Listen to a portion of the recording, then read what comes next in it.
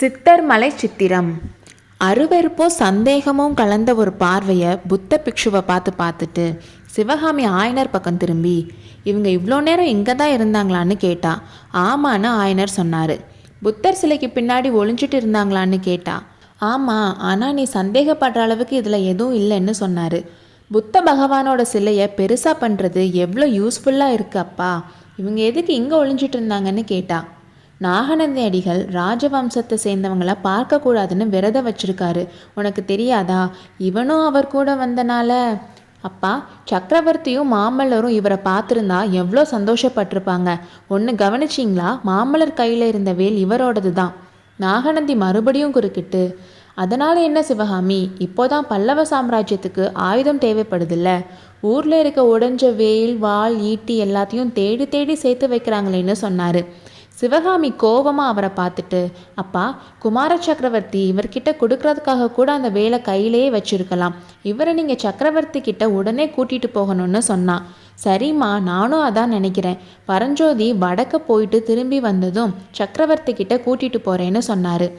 சக்கரவர்த்தி வந்தப்போ சிலைக்கு பின்னால் ஒளிய வேண்டியதாக போச்சேன்ற அவமானத்தினாலும் சிவகாமி கிட்ட இருந்த கூச்சத்தினாலும் இவ்வளோ நேரம் பரஞ்சோதி அமைதியாக இருந்தான். ஆனால் சிவகாமி அவனுக்காக பேசினது அவனுக்கு ஏதோ ஃப்ரீடம் கிடைச்ச மாதிரி இருந்துச்சு. சிவகாமியை நன்றியோடு பார்த்துட்டு ஆயனரை பார்த்து, ஐயா, குமார சக்கரவர்த்தி கிட்ட இருந்த வேல் என்னோடது தான்னு எனக்கும் தோணுச்சு. அதை வாங்கி கொடுத்தா நல்லது. ரொம்ப தூரம் பிரயாணம் பண்ணுறனால கையில் ஆயுதம் இருக்கிறது நல்லது தானேன்னு சொன்னான்.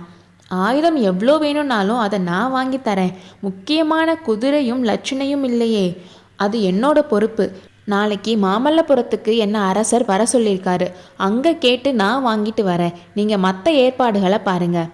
அப்பா, இந்த அண்ணன் ரொம்ப தூரம் போக போகிறாங்களா? எந்த ஊருக்கு, எதுக்குன்னு சிவகாமி கேட்டா. நான் தான் அனுப்புகிறேன் சிவகாமி. ரொம்ப முக்கியமான காரியம். 9 வருஷம் நான் கண்டுட்டு இருந்த கனவு நிறைவேற போகுது. அதுவும் இந்த புத்த பிக்ஷுவோட உதவியால் நிறைவேற போகுதுன்னு சொன்னார். நீங்கள் என்ன கனவு கண்டீங்க? அது எப்படி நிறைவேற போகுது? எனக்கு ஒன்றும் புரியலைன்னு சொன்னான். அஜந்தா மலையில் இருக்க குகையில் அதிசயமான கலர் பெயிண்டிங்ஸ் பற்றி உனக்கு சொல்லியிருக்கேன்ல. 500 வருஷம் ஆகியும் அழியாத அந்த கலர் காம்பினேஷனோட ரகசியத்தை தெரிஞ்சுக்கிறதுக்கு தான் இவனை அனுப்புகிறேன். 500 வருஷ வண்ணம் அழியாமல் இருக்கா? எனக்கு நம்பிக்கை இல்லைப்பா. அதை நம்புறது கொஞ்சம் கஷ்டம்தான். ஃபஸ்ட் டைம் கேட்டப்போ எனக்கே நம்பிக்கை வரல.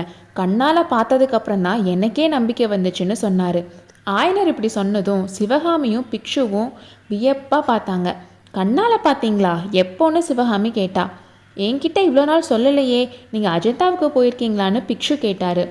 அஜந்தாவுக்கு போனதில்லை, ஆனால் சித்தர்மலையில் பார்த்தேன். அடிகளே, நீங்கள் கூட சித்தர்மலைக்கு போயிட்டு வந்ததா சொன்னீங்கல்ல, அங்கே என்னென்ன அதிசயத்தை பார்த்தீங்கன்னு கேட்டார். ஆமாம், அங்கே ஜீன தீர்த்தங்கரர்களோட உருவம் அழியாத வண்ணம் வச்சு வரைஞ்சிருந்ததை பார்த்தேன். குகையோட வாசலில் 2 அப்சரஸ் பொண்ணுங்க அபிநயம் பிடிச்ச மாதிரி இருந்ததை பார்த்தேன். அதை வரைஞ்சது யாரோன்னு பிரமிச்சு பார்த்துட்டு இருந்தேன். யார் வரைஞ்சதுன்னு தெரிஞ்சுதா சுவாமின்னு கேட்டார். இப்போ தான் தெரியுது. அந்த மாதிரி தத்ரூபமான சித்திரம் வரைகிறது நம்ம தென்னாட்டிலேயே ஆயனர் சிற்பி தான்னு. ஆமாம் அடிகளே, அந்த உருவங்களை நான் தான் வரைஞ்சேன். அதில் ஏதாச்சும் விசித்திரமாக பார்த்தீங்களான்னு கேட்டார். அந்த அப்சரஸ் பொண்ணுங்களோட உருவத்தில் இடுப்புக்கு மேலே நேற்று தான் பெயிண்ட் பண்ண மாதிரி புதுசாக இருந்துச்சு. இடுப்புக்கு கீழே கலர் மங்கி போய் இருந்துச்சு. ஆமாம், 9 வருஷத்தில் இன்னும் கலர் அதிகமாக தான் மங்கி போயிருக்கும்னு ஆயனர் சொன்னார். ஆயனருக்கும் சித்தர்மலைக்கும் என்ன சம்பந்தம்னு பார்ப்போம். 12 வருஷத்துக்கு முன்னாடி மகேந்திர சக்கரவர்த்தி சமணராக இருந்தப்போ சோழ நாட்டுக்கு ஒரு தடவை போனப்போ ஆயனரையும் கூட்டிகிட்டு போயிருந்தார். அப்போது சித்தர்மலையில் சமண முனிவர்கள் வச்சுருந்த சமண பள்ளியை பார்க்க போயிருந்தார். அப்போ அங்கே இருந்த சித்திரங்களை பார்த்து சக்கரவர்த்தியும் ஆயனரும் பிரமிச்சு போயிட்டாங்க. அந்த சித்திரங்களை வரைஞ்ச முனிவர் அந்த டைமில் அங்கே தான் இருந்தார். அவர் அந்த பெயிண்டிங்ஸில் இருந்த கலர்ஸ்லாம் 1000 வருஷமானாலும் அழியாததுன்னு சொன்னப்போ சக்கரவர்த்தியும் ஆயனரும் நம்பலை. அதனால் சமண முனிவர் ஒரு பந்தயம் போட்டார். வாசலில் 2 அப்சரஸோட உருவங்களை வரைஞ்சி அதில் இடுப்புக்கு மேலே அவர் கொடுக்குற வர்ணங்களை வச்சும் இடுப்புக்கு கீழே ஆயனர்கிட்ட இருக்க வர்ணங்களை வச்சும் வரையணும்னு சொன்னார். அதை 3 வருஷம் கழித்து வந்து பார்த்து முனிவர் சொன்னது உண்மையாக இருந்துச்சுன்னா ஆயனர் சமண மதத்துக்கு மாறணும்னு கண்டிஷன் போட்டார். இதுக்கு சம்மதிச்சா அந்த ரகசியத்தை சொல்கிறதாகவும் சொன்னார். ஆயனரும் அதுக்கு சம்மதிச்சாரு. 3 வருஷம் கழித்து பார்க்க போனப்போ சித்திரங்களோட மேல் பகுதி அப்போ தான் வரைஞ்ச மாதிரியும் கீழ்ப்பகுதி ரொம்பவே மங்கி போயிருந்துச்சு. அவங்க போட்டிருந்த அக்ரிமெண்ட் படி ஆயனர் சமண மதத்துக்கு மாறி ரகசியத்தை தெரிஞ்சுக்க ஆவலாக இருந்தார். ஆனால் அந்த முனிவர் அப்போ அங்கே இல்லை. சக்கரவர்த்தி சமண மதத்தில் இருந்து சைவ மதத்துக்கு மாறினதுனால பல்லவ சாம்ராஜ்யத்தை விட்டே போயிட்டாரு. அப்போ இருந்து இப்போ வரைக்கும் அந்த ரகசியத்தை தெரிஞ்சுக்கணுன்ற ஆசை மட்டும் ஆயனருக்கு அதிகமாயிட்டே போகுது. இதை கேட்டுட்டு இருந்த பிக்ஷு, ஆயனரே கவலையே பட வேணாம், உங்களோட ஆசை சீக்கிரமாக நிறைவேற போகுதுன்னு சொன்னார். பரஞ்சோதியும் கூட, ஆமாம் ஐயா, உங்களோட ஆசை என்னால் நிறைவேற போகுதுன்றது என்னோட பாக்கியம். எவ்வளோ அபாயம் வந்தாலும் பின்வாங்காமல் எடுத்த காரியத்தை முடிச்சுட்டு வருவேன்னு சொன்னான். ஆனால் சிவகாமியோட மனசுக்கு எதுவுமே சரியாக படலை.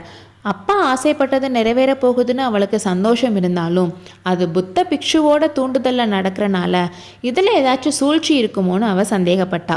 அதனால் பரஞ்சோதியை தனியாக பார்த்து எப்படியாவது எச்சரிக்கை பண்ணணும்னு முடிவு பண்ணா. அடுத்த அத்தியாயத்தில் சந்திப்போம்.